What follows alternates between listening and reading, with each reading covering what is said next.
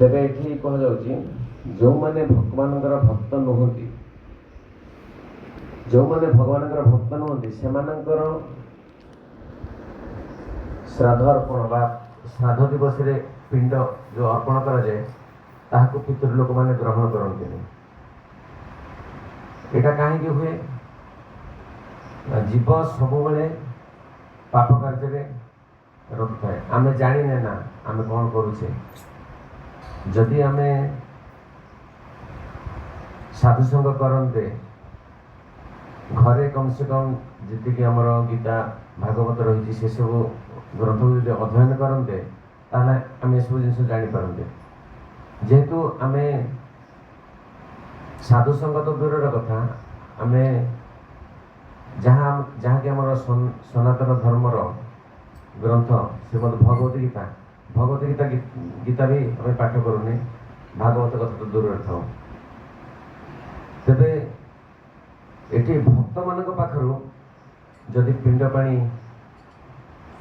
अर्पण कर पितृपुरुष मैंने उद्धार पाई ए क्षेत्र में आम जाचे जे गाँ गहली जो मैंने बास कर विशेष कर जानती मुझे देखी गाँ गहली कौन सी लोक को भूत लगे बा प्रेत लगे यहाँ कहीं हुए यहाँ ये हुए जे संसार रे बा तो जीवन रे प्रबल आसक्ति जमी थाए घर जेकोसी सदस्य हो पुओ हो झील हो भाई हो बापा हो माँ हो बा बंधुजन हो बा सांगसाथी मान हो कहा ना कहा प्रति यदि प्रबल आसक्ति रही ताहले ताकू से आसक्ति वशतः ताकू से भली जोनि मिले से जन्म से जन्म मिले जहाद्वारा कि से मान सहित संग करे तो विशेष करके आम ये कहुच्छी आम समस्ते जाचे भूत प्रेत जन्म होती माने से उद्धार हवा निहाती आवश्यक तो समस्ते तो सब भूत प्रेत तो उद्धार हो पारे किंतु उद्धार हवापाई गोटे मार्ग अच्छी जहाँकि समस्ते ये जिनटा को जानते से जिनसा है कौन आम जदि भगवान को प्रसाद माने भगवान को भोग अर्पण करी आम प्रसादटा से व्यक्ति को पिंड दबा ताहले से पिंड से भोजन करे से पिंड भोजन करने द्वारा से उद्धार पाई था आम पितृपुरुष मान पिंड पानी दौचे हेले आम जो पिंड अर्पण करुचे खाऊ किए से जाऊँगी क्या पाखक यहाँ जो मैंने भक्त से मैंने जानी समस्त जानवे नहीं से जिनटा को तेरे आम जो पिंड पानी अर्पण करुचे पितृलोक पितृपुरुष जड़े देवता अच्छा अर्जमा नाम पितृपुरुष जड़े देवता अच्छा आम जो पिंड पानी प्रदान करुचे से पिंड पानी डायरेक्ट पितृपुरुष पाखक जाऊनी से अर्जमा मध्यम भगवान पाखक जाऊँगी भगवान से ग्रहण करके तार फलटा पितृपुरुष को दे था जमीक आम गोटे उदाहरण माध्यम बुझीपर जदि आम कौन कार्य करुचे से कार्य आम असफलता प्राप्त होचे किंतु कहीं अनुभव करथिबे किछि एमिति गोटे परिस्थिति आसथब से परिस्थिति को सम्मुख करने सामना करने आम पाखे कौन प्रकार उपाय नथिबो किंतु दैवात से घटनाटी माने वास्तविक भाव में ऑटोमेटिकली से सॉल्व हो जाए ये जिसटा कहीं हुए ना देखो आम तो ये जो जन्म पाइजे यही जन्मटा यहाँ ही संपूर्ण नुह बा प्रथम जन्म नुह समस्ते जानते मनुष्य जन्म केते प्रकार कहीं कहींपर आमर जो 84 लाख प्रकार जीवजनी रही से मनुष्य केते प्रकार 4 ଲକ୍ଷ ପ୍ରକାର 4 ପ୍ରକାର 4 ଲକ୍ଷ ପ୍ରକାର ସେଇଟା ଆଶ୍ରମ, ସେଇଟା ବର୍ଣ୍ଣ ଆଶ୍ରମ। କିନ୍ତୁ ଆମର ଯେଉଁ ମନୁଷ୍ୟ ଜନ୍ମ ସେମାନଙ୍କର ଯେଉଁଟା ଆପଣ କହିଲେ ସେଇଟା ବି ହେଇପାରେ।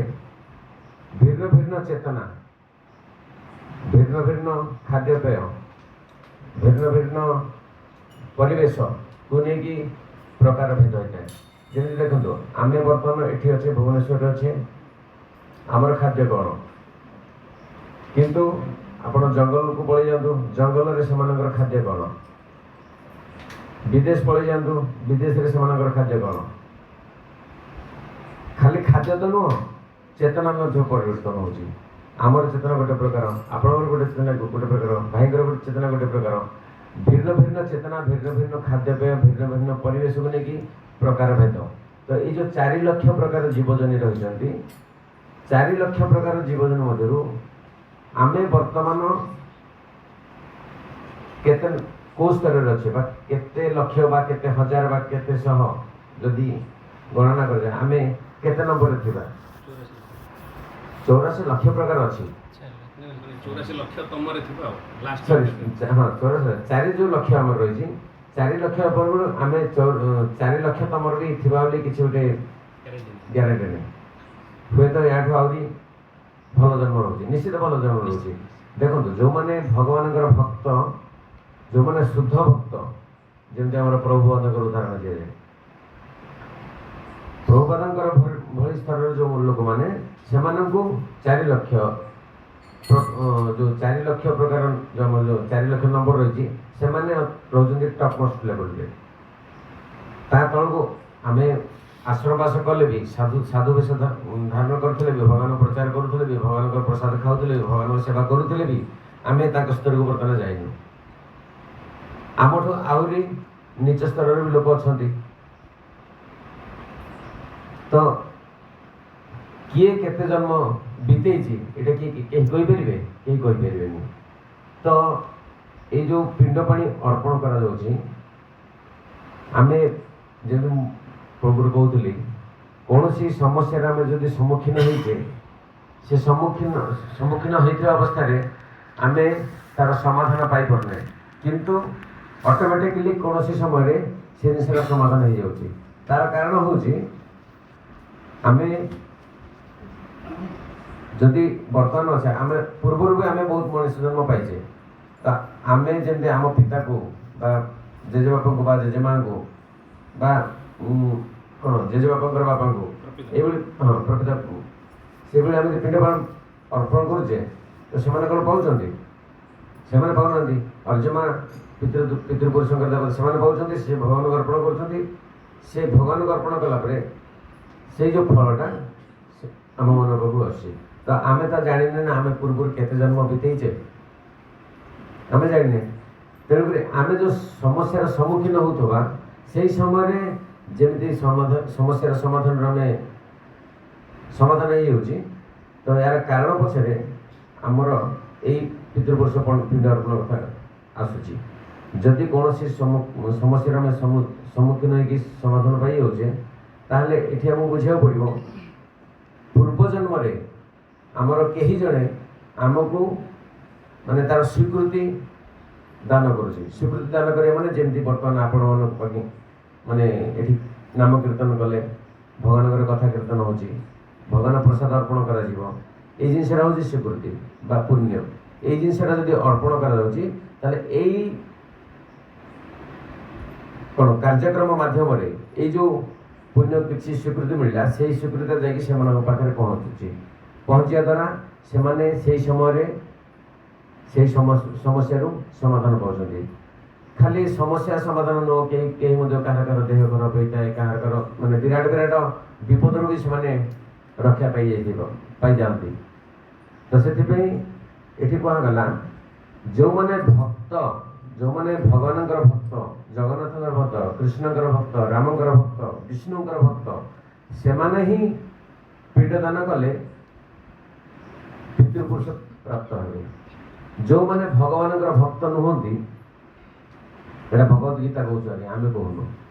ତେଣୁ ଯେଉଁମାନେ ଭଗବାନଙ୍କର ଭକ୍ତ ନୁହନ୍ତି ସେମାନେ ଯଦି ଦୈବାତ କାହାର ପ୍ରେରଣାରେ ଭଗବାନଙ୍କର ପ୍ରସାଦ ଯଦି ଅର୍ପଣ କରନ୍ତି ତାହେଲେ ସେ ପିଣ୍ଡଟା ସେମାନଙ୍କର ପ୍ରାପ୍ତ ହେବେ ପିତୃପୁରୁଷମାନେ।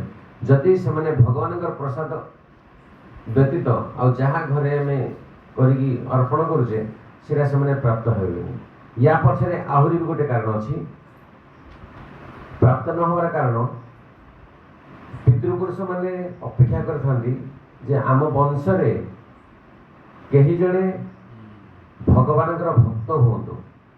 କାରଣ ମୋ କଥାଟା ମୁଁ କହୁଛି, ଆମ ବାପା ଦାଦା ବଡ଼ବାପା ଆମର 6 ଭାଇ, ବାପା ଦାଦା ବଡ଼ବାପା 6 ଭାଇ। ତ ମୋ ଜେଜେବାପାଙ୍କର ସାନ ଭାଇ, ସାନ ଜେଜ ସେ ଭକ୍ତ ଥିଲେ। ଭକ୍ତ ମାନେ ଏମିତି କୃଷ୍ଣ ଭକ୍ତ ନଥିଲେ, କିନ୍ତୁ ନାମ କୀର୍ତ୍ତନ କରନ୍ତି ସବୁବେଳେ, ଯୁଆଡ଼େ ଯାହା କାର୍ଯ୍ୟକ୍ରମ ଆଧ୍ୟାତ୍ମିକ କାର୍ଯ୍ୟକ୍ରମ ହୁଏ ଯାଆନ୍ତି। ତ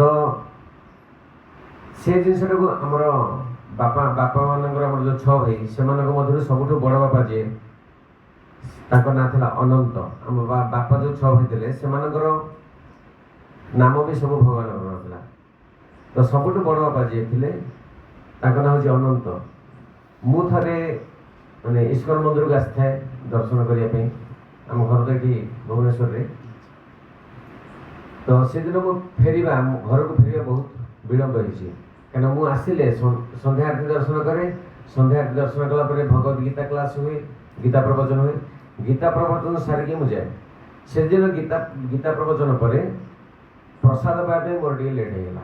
ଏମିତି ଘରେ ପହଞ୍ଚୁ ପ୍ରାୟ 9ଟା 9:30 ହେଇଯାଇଛି। ତ ସେଦିନ ସେ ଘରେ ପୁରା ବ୍ୟତିବ୍ୟସ୍ତ ହେଇଛନ୍ତି, କୁଆଡ଼େ ଗଲେ ସେତେବେଳେ ଫୋନ୍ ନଥାଏ। ତ ସେତେବେଳେ ଘରେ ବ୍ୟତିବ୍ୟସ୍ତ ହେଇଯାଇଛନ୍ତି। ଏଇଟା ପ୍ରାୟ ବୋଧେ 96 97 କାହିଁକିନା 96ରେ ଗୌରଙ୍ଗ ମହାରାଜ ପ୍ରକଟ ଥିଲେ। ତାପରେ 97 98 ପ୍ରାୟ ପରେ, କାରଣ କ୍ରିଷ୍ଣା ଟାୱାର ଯେଉଁ ସାମ୍ନା ମନ୍ଦିର ସାମ୍ନାରେ ଅଛି ସେ ବିଲ୍ଡିଂ ତିଆରି ହେଇନଥିଲା, ଆଉ ସେ ରୋଡ଼ ବି ନଥିଲା, ସିଙ୍ଗଲ ରୋଡ଼ ଥିଲା। ଆମ ବଡ଼ବାପାଙ୍କ ଘରଟା ବି ଏଇଠି କ୍ରିଷ୍ଣା ଟାୱାର ପଛପଟେ। ତ ଆମେ ରହୁଛୁ ଡୁମୁଡୁମାରେ ରହୁଥିଲୁ। ତ ସେଠୁ ମୁଁ ଡୁମୁଡୁମାରୁ ଏଠିକି ଆସେ, ଏଇସବୁ କାର୍ଯ୍ୟକ୍ରମ କରି ଯାଏ। ତ କିନ୍ତୁ ସେଦିନ ବଡ଼ବାପାଙ୍କ ଘରେ ଏଠି ଜାଣିନାହାନ୍ତି, କିନ୍ତୁ ଘରେ ସେମାନେ ବ୍ୟତିବ୍ୟସ୍ତ ହେଇଯାଇଛନ୍ତି। ତା ପରଦିନ ବଡ଼ବାପା ଯେତେବେଳେ ଯାଇଛନ୍ତି ଘରକୁ ଏସବୁ କଥା ଉଠିଛି। ସେ ଉଠିଲା ପରେ ସେ କୁଆଡ଼େ ଯାଇଥିଲୁ ତ ମୋତେ କହିଲେ, ମୁଁ ଇସ୍କନ ମନ୍ଦିର ଯାଇଥିଲି। ତ ସେଠୁ ଇସ୍କନ ମନ୍ଦିର ଯେତେବେଳେ ଯାଇଥିଲେ ସେ ଶୁଣିଲେ, ସେ ବହୁତ ଖୁସି ହେଇଗଲେ। ସେ କହିଲେ, ଆମ ବଂଶରେ ବର୍ତ୍ତମାନ ମୋ ଦାଦା ଥିଲେ କହିଲେ, ମାନେ ତୋର ଜେଜେବାପା ସାନ ଜେଜେବାପା ଥିଲେ, ଆଉ ସେ ତ ଚାଲିଗଲେଣି। ଆମ ବଂଶରେ ବର୍ତ୍ତମାନ କେହି ନାହାନ୍ତି। ଆମ ବଂଶରେ କିଏ ଜଣେ ବାହାରରେ, ମାନେ କିଏ ଜଣେ ଭକ୍ତ ହୁଅରେ, ମାନେ ତାଙ୍କର ଉଦ୍ଦେଶ୍ୟ ଥିଲା, ମାନେ କହିବାର ଉଦ୍ଦେଶ୍ୟ ଥିଲା ଯେ କେହି ଜଣେ ଭଗବାନଙ୍କର ଭକ୍ତ ହୁଅନ୍ତୁ। ତ ସେ ଜିନିଷଟା ମୋର ଆଜି ବେଳେବେଳେ ମାନେ ମନେ ପଡ଼େ। ତ ସମସ୍ତେ ଚାହିଁଥାନ୍ତି, ମାନେ ସମସ୍ତେ ତ ନୁହଁ, କୌଣସି ମାନେ ଭଗବାନଙ୍କର ଭକ୍ତ ଯେଉଁମାନେ ହେଇଥିବେ ସେମାନେ ହିଁ ଏଇ ଜିନିଷଟାକୁ ଅନୁଭବ କରିପାରିବେ ଯେ ତାଙ୍କର ବଂଶରେ କେହି ଜଣେ ଭଗବାନଙ୍କର ଭକ୍ତ ହୁଅନ୍ତୁ। କେହି ଜଣେ ଯଦି ଭଗବାନଙ୍କର ଭକ୍ତ ହେଉଛନ୍ତି ତାହେଲେ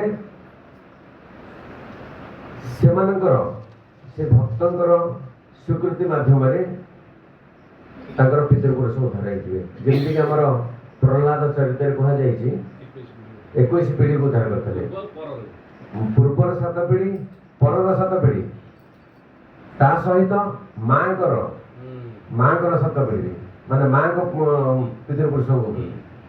ଆମେ ଏବେ କ'ଣ ଆମ ପିତୃପୁରୁଷ ଆମେ ଦେଖିବା ଯଦି ଆମ ବାପା ଜେଜେବାପା ଯଦି ପଛକୁ ଯିବା, ବାପା ଜେଜେବାପା ମାନେ ତାଙ୍କ ବାପା ବି ଦେଇକି 7 ପିଢ଼ି ପଛକୁ, ଆଗକୁ ଆମ ପୁଅ, ଆମ ନାତି, ଅଣନାତି, ପଣନାତି, ଏଇଭଳି ଦେଖିଲା ବେଳକୁ ଏମିତି 7 ପୁରୁଷ ଆଗକୁ।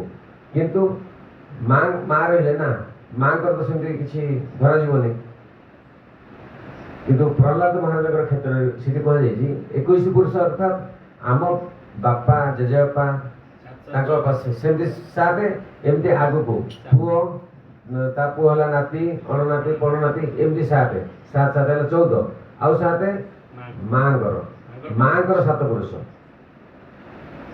से आग पछ सेटा ମାଆଙ୍କ ପଛ ତ ଇଏ ହେଇଗଲେ ନା ନା ନା ମାଙ୍କ ବାପା ମାଆଙ୍କ ମା ପିତୃପୁରୁଷ ସାଥ ହେଇଗଲେ ହଁ ମାଙ୍କର ପିତୃପୁରୁଷ ସେ ଆଗ ହେଇ ମାନେ ପିତୃପୁରୁଷ ହିଁ ହେଇଥିଲେ ଆଗ ତ ପ୍ରହ୍ଲାଦଙ୍କର ପରେ ତାଙ୍କର ଆଗ ହେଇଗଲା ଆସିଲା ହଁ ତ ଏଇଭଳି ସେଥିରେ କୁହାଯାଇଛି 21 ବର୍ଷ ସେଥିରେ ଉଦ୍ଧାର ପାଇଥାନ୍ତି ସେଥିପାଇଁ ସମସ୍ତେ ମାନେ ବିଶେଷ କରି ଆଜିକାଲି ତ ଏ ଜିନିଷଟା ନାହିଁ ଆଜିକାଲି କୌଣସି ପୁଅ ଯଦି ମାନେ ବାବା ହେଇଯାଉଛି ତାକୁ ମାନେ ଆପଣମାନେ ୟୁଟ୍ୟୁବରେ ଦେଖିଥିବେ କୌଣସି ଭକ୍ତ ଯଦି କ'ଣ ଘର ତ୍ୟାଗ କରିକି ଆଶ୍ରମକୁ ପଳାଉଛନ୍ତି କେତେ ପ୍ରକାର ମାନେ କ'ଣ ଅସୁବିଧାର ସମ୍ମୁଖୀନ ସେମାନେ ହେଉଛନ୍ତି ଏମିତିକି ଯେଉଁ ଆଶ୍ରମକୁ ଯାଇଥିବ ସେ ଆଶ୍ରମରେ ଝଗଡ଼ା କରିକି ପୁଅକୁ ଫେରେଇକି ନେଇ ଆସୁଛନ୍ତି କିନ୍ତୁ ସେଠି ମୋତେ କହିଥିଲେ ଆମ ବଂଶରେ କେହି ହେଲେ ଜଣେ ବାହାରରେ ତ ତାଙ୍କର ଏଇ କଥାଟା ମୋତେ ଟିକେ ମାନେ ଟଚ୍ କରିଥିଲା ମାନେ ହୃଦୟକୁ ସ୍ପର୍ଶ କରିଥିଲା ତ ତାପରେ ମୁଁ କହିଲି ଏ ଜିନିଷଟା କାହିଁକି କହିଲେ ତାପରେ ମୁଁ ବୁଝିଲି କଥାଟା ଯେ ମାନେ ତାଙ୍କ ଜେଜେବାପା ଯେମିତି ଆମର ସାନ ଜେଜେବାପା ଥିଲେ ତାପରେ ସେ ଚାହୁଁଥିଲେ ଆମ ବଂଶରେ କେହି ଜଣେ ଭକ୍ତ ହୁଅନ୍ତୁ ତାପରେ ଏ ଜିନିଷଟା ହେବା ବି ଏତେ ସହଜ ନୁହଁ କେହି ଏତେ ଶୀଘ୍ର ବି ଭକ୍ତ ହେଇ ଭଗବାନଙ୍କର ଭକ୍ତ ହେଇପାରିବେନି ଆପଣମାନେ ଯିଏ ବି ଆଜି ଏଠି ଅଛନ୍ତି ସେମାନଙ୍କର ଏଇ ଯେଉଁ ନାମ କୀର୍ତ୍ତନ କଲେ ଭଗବାନଙ୍କର କଥା ଶୁଣୁଛନ୍ତି ଭଗବାନଙ୍କର ପ୍ରସାଦ ପାଇବେ ୟା ମାଧ୍ୟମରେ ଆପଣମାନେ ଅଳ୍ପ ଅଳ୍ପ ଅଳ୍ପ ଯେଉଁ ସ୍ୱୀକୃତି ସଞ୍ଚୟ ହେଉଛି ଯେମିତି ଆମେ ଗୋଟେ ବ୍ୟାଙ୍କରେ ଗୋଟେ ଖାତା ଖୋଲୁଛେ ଆକାଉଣ୍ଟ ଖୋଲୁଛେ ସେଥିରେ ଅଳ୍ପ ଅଳ୍ପ ପଇସା ଜମା କରୁଛେ ଆମେ ଯାହା ରୋଜଗାର କଲେ ଘର ପରିବାର ପୋଷଣ କଲା ପରେ ଅଳ୍ପ କିଛି ପଇସା ବଳୁଛି ସେ ପଇସାକୁ ଆମେ ସଞ୍ଚୟ କରୁଛେ ସେଇଟା ହେଲା ଆମର ବ୍ୟାଙ୍କ ବାଲାନ୍ସ ଶେଷ ସମୟରେ କ'ଣ ହେବ ଆମ ଶରୀର ଆମେ ତ୍ୟାଗ କଲେ ତାପରେ ସେ ବାଲାନ୍ସ କ'ଣ ହେବ ଲିଗାଲ ହାୟାରକୁ ଯିବ ଯଦି ଆପଣଙ୍କର କେହି ନୋମିନେସନ୍ ଥାଆନ୍ତି ତାହେଲେ ସେମାନେ ପାଇବେ ଯଦି ନଥାନ୍ତି ଗଲା ସେ ଗଲା କିନ୍ତୁ ସେ ଜିନିଷଟା ଆପଣଙ୍କ ସାଥିରେ ଗଲା କି ଆପଣଙ୍କ ସାଥିରେ ଯିବନି କେଉଁ ଜିନିଷଟା ସାଥିରେ ଯିବ ବର୍ତ୍ତମାନ ଆପଣ ବସିକି ଯେଉଁ ଭଗବାନଙ୍କର ନାମ କୀର୍ତ୍ତନ ଟିକେ କଲେ ଭଗବାନ କଥା ଟିକେ ଶୁଣୁଛନ୍ତି ଭଗବାନ ପ୍ରସାଦ ଟିକେ ପାଇବେ ଭଗବାନଙ୍କୁ ଦର୍ଶନ କରିବେ ଭଗବାନଙ୍କୁ ଟିକେ ପ୍ରଣାମ କରିବେ ଏଠି ଯେଉଁ ଆପଣଙ୍କର କିଛିଟା ପ୍ରାପ୍ତ ହେଲା ଆଜିର 24 ଘଣ୍ଟାରୁ ଏଠି ଯେଉଁ ଘଣ୍ଟା 1.5 ଘଣ୍ଟା ଆପଣ ଏଠି ସମୟ ବିତାଉଛନ୍ତି ଏଠୁ ଆପଣଙ୍କର ଯାହା ପୁଣ୍ୟଟା ଆପଣ ପାଇଲେ ଏଇଟା ତ ପୁଣ୍ୟ ନୁହଁ ଏଇଟା ଧର୍ମ ଏଇଟା ସ୍ୱୀକୃତି ପୁଣ୍ୟ ଜିନିଷ ଅଲଗା ସ୍ୱୀକୃତି ଧର୍ମ ଜିନିଷ ଅଲଗା ପୁଣ୍ୟ କଲେ ଆପଣ ପୁଣ୍ୟ ଫଳ ପ୍ରାପ୍ତ ହେବେ ସ୍ୱର୍ଗଲୋକ ପ୍ରାପ୍ତ ହେବେ ଏ ପୁଣ୍ୟର ଫଳ ସରିଗଲା ପରେ ପୁଣି ଆପଣ ଏଠିକି ଆସିବାକୁ ପଡ଼ିବ କିନ୍ତୁ ଏଇଟା ହେଉଛି ଭକ୍ତି ଭଗବାନଙ୍କର ଭକ୍ତି ଧର୍ମ এটা জীবন ধর্ম আত্মার ধর্ম এটা আত্মধর্ম কুহযাଏ এটাকে আত্মধর্মটা এটা ক্ষয় হবনি এই জিনিসটা আপনার আস্তে আস্তে আস্তে আস্তে বালান্স হব বালান্স হওয়া দ্বারা কৌশি না কৌশি জন্মরে এটা যেতবে আপনার বালান্স হয়ে আকাউন্ট ফুল হব সেতবে আপনার এটা পূর্ব সঞ্চিত স্বীকৃতি কুহযাଏ ଆପଣ ଶରୀର ଛାଡ଼ିଲା ପରେ ଆସନ୍ତା ଜନ୍ମରେ ହେଇପାରେ କିମ୍ବା ଏଇ ଜନ୍ମରେ ଯେତିକି ଆପଣ ସାଧୁସଙ୍ଗ କରୁଛନ୍ତି ନାମ କୀର୍ତ୍ତନ କରୁଛନ୍ତି କିଛିଟା ସ୍ୱୀକୃତି ଅର୍ଜନ କରୁଛନ୍ତି ୟା ମାଧ୍ୟମରେ ଆପଣଙ୍କୁ ଆସନ୍ତା ଜନ୍ମରେ ଟିକିଏ ଉନ୍ନତ ଜନ୍ମ ମିଳିବ ଯାହାଦ୍ୱାରା କି ଆପଣ ଏଇସବୁ ଜିନିଷଟାକୁ ମାନେ ପ୍ରାପ୍ତ ହେବା ପାଇଁ ଆଉ ଟିକେ ଅନୁକୂଳ ପରିବେଶ ପାଇବେ ଅନୁକୂଳ ପରିବେଶ ପାଇବା ଦ୍ୱାରା ଦେଖନ୍ତୁ ଆପଣଙ୍କର ଏଇ ଜନ୍ମର ସ୍ୱୀକୃତି ଯେଉଁ ଅଛି ସେଟା ଆସନ୍ତା ଜନ୍ମ ପାଇଁ ଆପଣଙ୍କୁ ସହଯୋଗ ହେଲା ଯାହାଦ୍ୱାରା କି ଆପଣ ଟିକେ ଉନ୍ନତ ଜନ୍ମ ପାଇଲେ ଉନ୍ନତ ଜନ୍ମରେ ଆପଣଙ୍କର ଯେହେତୁ ଏଇ ପୂର୍ବ ଜନ୍ମର ସ୍ୱୀକୃତିଟା ଅଛି ସେଇଟା ଆପଣଙ୍କୁ ପୁଶ୍ କରିବ ମାନେ ଆଗକୁ ଠେଲିବ ମାନେ କେଉଁଠି ଯଦି ମନ୍ଦିର ଦେଖିଲେ ଆପଣ ସେଠି ରହିବାକୁ ଇଚ୍ଛା ହେବ କେଉଁଠି ନାମ କୀର୍ତ୍ତନ ହେଲା ସେଠି ରହିବାକୁ ଇଚ୍ଛା ହେବ ଅନିଚ୍ଛା ସତ୍ତ୍ୱେ ବି କିଛି ମାନେ କିଛି ଗୋଟେ ଆମେ କାମରେ ଯାଉଛେ ସେ କାମଟା ଆମକୁ ଏତିକି ସମୟରେ ପହଞ୍ଚିବାକୁ ପଡ଼ିବ ସପୋଜ ବର୍ତ୍ତମାନ ସମୟ ଯାହା ହେଇଛି ଆମକୁ 9ଟା ସୁଦ୍ଧା ଗୋଟେ ଜାଗାରେ ପହଞ୍ଚିବାକୁ ପଡ଼ିବ ଯଦି ଦେଖିଲେ ଆପଣ ଏଠି କିଛି ଗୋଟେ ଆଧ୍ୟାତ୍ମିକ କାର୍ଯ୍ୟକ୍ରମ ହେଉଛି ଆପଣ ପୂର୍ବ ସ୍ୱୀକୃତି ବାଲାନ୍ସ ଥିବା ଦ୍ୱାରା ଆପଣଙ୍କର ସେଠି ଯେଉଁ ଆଧ୍ୟାତ୍ମିକ କାର୍ଯ୍ୟକ୍ରମ ହେଉଛି ଆପଣ ମନଟା ସେଠି ଲାଗିବ ହଁ ସେଠି ଲାଗିବା ଦ୍ୱାରା ଆପଣଙ୍କର କ'ଣ ହେଲା ଏଇ ଯେଉଁ ସ୍ୱୀକୃତି ଥିଲା ପ୍ଲସ୍ ସେଠି ଯେଉଁ ପରିବେଶରେ ସେଠି ଯେଉଁ ନାମ କୀର୍ତ୍ତନ ଯାହା ବି ଆପଣ ପାଇଲେ ଇଏ ସ୍ୱୀକୃତି ସହିତ ସେ ସ୍ୱୀକୃତି ବାଲାନ୍ସ ହେଲା ମାନେ ମିଶିଗଲା ମିଶିବା ଦ୍ୱାରା ସିଏ ବାଲାନ୍ସ ହେଲା। ପୁଣି ଆଉ ଟିକେ ଆଗକୁ ଗଲେ ସିଏ ବି ପୁଣି ସେଭଳିଆ କିଛି କିଛି କିଛି କିଛି ଯେମିତି ଆମେ ବ୍ୟାଙ୍କରେ ପଇସା ବା ଟଙ୍କା ସଞ୍ଚୟ କରୁଛେ, କିଛି କିଛି କିଛି ଟଙ୍କା ସଞ୍ଚୟ କରିକି ଆମେ ଲକ୍ଷେ ଟଙ୍କା କରୁଛେ। ତ ସେଇଭଳି ଆପଣଙ୍କର ଏଇଭଳି ଯେତେବେଳେ ସ୍ୱୀକୃତି ଆସ୍ତେ ଆସ୍ତେ ଆସ୍ତେ ଆସ୍ତେ ଆସ୍ତେ ସାଧୁସଙ୍ଗ କରିବା ଦ୍ୱାରା, ନାମକୀର୍ତ୍ତନ କରିବା ଦ୍ୱାରା, ଏସବୁ ଜିନିଷରେ ଅଂଶଗ୍ରହଣ କରିବା ଦ୍ୱାରା ଆପଣଙ୍କ ସ୍ୱୀକୃତିଟା ଯେଉଁ ବାଲାନ୍ସ ହେଲେ ଆପଣ ଡାଇରେକ୍ଟ ଭକ୍ତି ମାର୍ଗକୁ ଆସିବେ। ସେତେବେଳେ ଆପଣଙ୍କ ପିତୃପୁରୁଷ ଆନନ୍ଦରେ ନାଚିବେ। ଯଦି ବଂଶରେ ଆମର ଜଣେ ଭକ୍ତ ପୁତ୍ର ଜାତ ହୁଏ, ତାହେଲେ ସେ ବଂଶର ମାନେ ଯେମିତି କହିଲା 21 ପୁରୁଷ ଉଦ୍ଧାର ହେଇଯିବେ। ସେତେବେଳେ ପିତୃପୁରୁଷ ମାନେ ବହୁତ ଆନନ୍ଦ ଅନୁଭବ କରନ୍ତି। ଆଉ ସେଇ ଜିନିଷଟାକୁ ମାନେ ସେ ଜିନିଷଟା ଅତି ଦୁର୍ଲଭ, ଏ ଜିନିଷଟା ଏତେ ଶୀଘ୍ର ଆସିବନି। ତ ସେଥିପାଇଁ ଯେଉଁମାନେ ଭକ୍ତ ନ ହେଇଥାନ୍ତି ସେମାନଙ୍କର ପିଣ୍ଡ ପାଳି ପିତୃପୁରୁଷ ବି ଗ୍ରହଣ କରନ୍ତିନି। ଆମର ଏମିତି କର୍ମକାଣ୍ଡୀୟ ମାନେ ବେଦର କର୍ମକାଣ୍ଡରେ ବି ଗୋଟେ ଲେଖା ହେଇଛି, ମାନେ ମୁଁ ପଢ଼ିନି। ଆମର ଭକ୍ତ ଜଣ ଅଛନ୍ତି ବ୍ରାହ୍ମଣ, ମାନେ ଜାତି ବ୍ରାହ୍ମଣ, ସେ ବୈଷ୍ଣବ ବି ସେଇ ପୂଜା ହୋମ ଫୋମ ସେ କରନ୍ତି, ଶ୍ରାଦ୍ଧ ତର୍ପଣ ସବୁ କରୁଥିଲେ ଆଗରୁ ବି। ତ ସେ କହୁଥିଲେ ଯେ ଯେଉଁ ପୁତ୍ର ନିଶାପାନ କରୁଥିବ, ଆମିଷ ଭକ୍ଷଣ କରୁଥିବ, ତାର ବାପା ବି ତା ପାଖରୁ ପିଣ୍ଡ ପାଇବନି। ତାର ପିତୃପୁରୁଷ କଥା ଦୂରର କଥା। ଯଦି ମୁଁ ଆମିଷ ଭକ୍ଷଣ କରୁଛି, ନିଶାପାନ କରୁଛି, ମୋ ବାପା ବି ମୋ ପିଣ୍ଡ ପାଇବନି। ପିତୃପୁରୁଷ କଥା ଛାଡ଼ି ଦିଅନ୍ତୁ। କିନ୍ତୁ ଏଠି କୁହାଗଲା ଯେଉଁମାନେ ଭଗବାନଙ୍କର ଭକ୍ତ, ପିତୃପୁରୁଷ ଅପେକ୍ଷା କରିଥାନ୍ତି ମୋର ସନ୍ତାନ କେବେ ମୋତେ ପିଣ୍ଡ ଦେବ। ଆଉ ଯେଉଁମାନେ ମୁଁ ଆଗରୁ କିଛି ସମୟ ପୂର୍ବରୁ କହୁଥିଲି, ଯେଉଁମାନେ ଭୂତ ପ୍ରେତ ବି ହେଇଥାନ୍ତି, ସେମାନଙ୍କୁ ଯଦି ଭଗବାନଙ୍କ ପ୍ରସାଦ ଅର୍ପଣ କରାଯାଏ, ଏ ଭଗବାନଙ୍କ ନାମ କୀର୍ତ୍ତନ ମାନେ ଯଦି କୀର୍ତ୍ତନ କରାଯାଏ, ସେମାନେ ଉଦ୍ଧାର ହେଇଯାଆନ୍ତି। ସେଥିପାଇଁ ଆମର ଜାଣିଛନ୍ତି ଆପଣମାନେ, ସମସ୍ତେ ଏଇଟା କରନ୍ତିନି। ଆମର ବଂଶରେ ଯଦି ପରିବାରରେ ଆମର କେହି ଯଦି ବୟସ୍କ ଲୋକ ଚାଲିଯାଆନ୍ତି, ତାହେଲେ 14 ଦିନରେ 13 ଦିନରେ ଏଇ ପୁରୀ ସାଇଡ଼ରେ ମୁଁ ଦେଖିଛି, 13 ଦିନରେ ସେମାନେ ସଂକୀର୍ତ୍ତନ ମଣ୍ଡଳୀକୁ ଡାକି ସଂକୀର୍ତ୍ତନ କରିଥାନ୍ତି। 14 ଦିନରେ ନାମ କୀର୍ତ୍ତନ କରିଥାନ୍ତି। 14 ଦିନରେ ଆମେ ବି ପ୍ରାୟ ବହୁତ ଲୋକଙ୍କ ଘରକୁ ଯାଉଛୁ ଆମେ ନାମ କୀର୍ତ୍ତନ କରିବା ପାଇଁ। ନାମ କୀର୍ତ୍ତନ କାହିଁକି କରାଯାଏ? କାରଣ ଆମେ ଯେତେ ସବୁ କାର୍ଯ୍ୟକ୍ରମ କରୁଛେ, ସେ ସବୁ କାର୍ଯ୍ୟକ୍ରମରେ କିଛି ନା କିଛି ଭୁଲ ରହୁଛି। ସେଥିପାଇଁ ଭାଗବତରେ ଗୋଟେ ଶ୍ଲୋକ ଅଛି, ମନ୍ତ୍ରତଃ ତନ୍ତ୍ରତଃ ଛିଦ୍ରଂ ଦେଶ କାଳରହ ବସ୍ତୁତ ସର୍ବଂ କରୋତି ନିଶ୍ଚିଦ୍ର ନାମ ସଂକୀର୍ତ୍ତନ ତମ। ମନ୍ତ୍ରତଃ ତନ୍ତ୍ରତଃ ଛିଦ୍ରଂ, ଆମେ ଯେଉଁ ବ୍ରାହ୍ମଣକୁ ଡାକିକି ଆଣୁଛେ, ଯାହା ସେ ମନ୍ତ୍ରତନ୍ତ୍ର ଉଚ୍ଚାରଣ କରୁଛନ୍ତି, ମନ୍ତ୍ର ଉଚ୍ଚାରଣରେ ନିଶ୍ଚିତ ଭୁଲ ରହିବ। ଗଲା ପ୍ରଥମ କଥା ତ ସେ କୁମ୍ଭକର୍ଣ୍ଣ ଇନ୍ଦ୍ରାସନ ଜାଗାରେ ନିଦ୍ରାସନ ମାଗିଥିଲେ। ପ୍ରଥମ କଥା ତ ସେ ବ୍ରାହ୍ମଣ ହିଁ ଶୁଦ୍ଧ ନୁହନ୍ତି ଯଦି ପାନ ଖାଇକି ଆସିଥାନ୍ତି। ଦ୍ୱିତୀୟ କଥା, ଯଦି ଶୁଦ୍ଧ ବି ଥାନ୍ତି, ଯଦି ଶୁଦ୍ଧ ଶାକାହାରୀ ବି ଥାନ୍ତି, ମନ୍ତ୍ର ଉଚ୍ଚାରଣରେ ଭୁଲ ଘଟିଗଲା। କିନ୍ତୁ କର୍ମକାଣ୍ଡରେ ଦେଖନ୍ତୁ, ଯଦି ମନ୍ତ୍ର ଆପଣ ଉଚ୍ଚାରଣ କରୁଛନ୍ତି, ମନ୍ତ୍ରରେ ଯଦି ଭୁଲ ହେଲା, ତାର ଓଲଟା ଫଳ ଆପଣ ପାଇବେ। କିନ୍ତୁ ଆମେ ଯଦି ଭଗବାନଙ୍କର ଭକ୍ତି କରୁଛେ, ଯଦି ଆମେ ଶ୍ଲୋକ ପାଠ କରୁଛେ, ଏଠି ଭଗବାନ ଗୀତାରେ ଏଠି ଶ୍ଲୋକ ପଢୁଛେ ଆମେ, ଏଠି ଯଦି ଭୁଲ ହେଇଗଲା, ଏଠି ଭୁଲଟା ଧରାଯିବନି, ଭଗବାନ ସଂଶୋଧନ କରିବେ। କାହିଁକିନା ଆମେ ଭଗବାନଙ୍କୁ ଭକ୍ତି କରୁଛେ, କିନ୍ତୁ ସେଠି ସେ କର୍ମକାଣ୍ଡରେ ଅଛି, ଭଗବାନଙ୍କର ଭକ୍ତ ନୁହଁ, ସେ ମନ୍ତ୍ର ଉଚ୍ଚାରଣ କରୁଛି। ମନ୍ତ୍ରରେ ଯଦି ଭୁଲ ହେଲା, ତାର ଓଲଟା ଫଳ ମିଳିବ।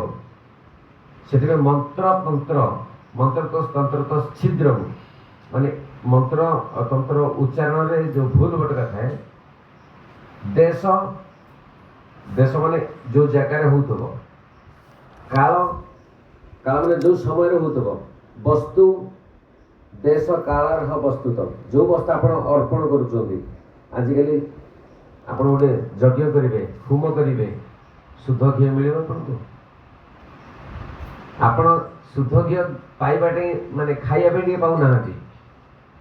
ଆଉ ଭଗବାନଙ୍କ ପୂଜା ପାଇଁ ଛାଡ଼ନ୍ତୁ, ଭଗବାନଙ୍କ ପୂଜା ପାଇଁ ଏମିତି ଘିଅ ମିଳୁଛି, ମାନେ ସେ ଘିଅ ପୂଜା ହିଁ କରିବେ, ସେ ଘିଅ ଆପଣ ଖାଇପାରିବେନି। ଯଦି ଖାଇବେ ପେଟ ଖରାପ, ସେ ଘିଅ ଆପଣ ଖାଇବା ଯୋଗ୍ୟ ନୁହଁ। ଯଦି ଖାଇବେ ନିଶ୍ଚିତ ଦେହ ଖରାପ ହବ, ଶରୀର ଛାଡ଼ିବେ।